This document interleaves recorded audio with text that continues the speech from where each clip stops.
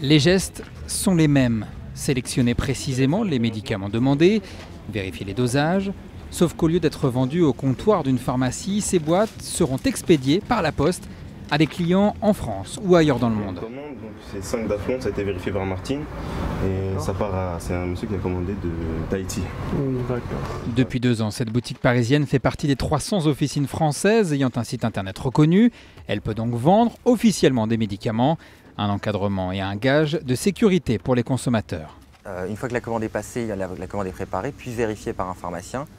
Le pharmacien va donner son accord pour la délivrance de médicaments en fonction de l'état de santé du patient. C'est de l'automédication familiale, c'est que les médicaments non soumis à ordonnance. Il y a à peu près un panel de 5000 médicaments.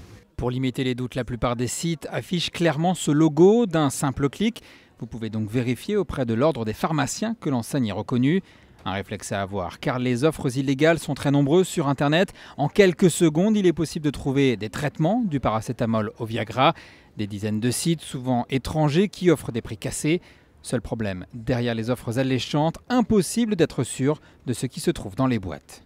Ça peut être effectivement du lactose, c'est-à-dire du placebo, auquel cas c'est le mieux qui peut vous arriver, mais on a déjà vu des produits irritants, on a déjà vu des contrefaçons qui peuvent être dangereuses. Un risque sanitaire doublé d'un risque judiciaire. En cas de saisie par les douanes, des médicaments importés illégalement peuvent vous mener devant la justice.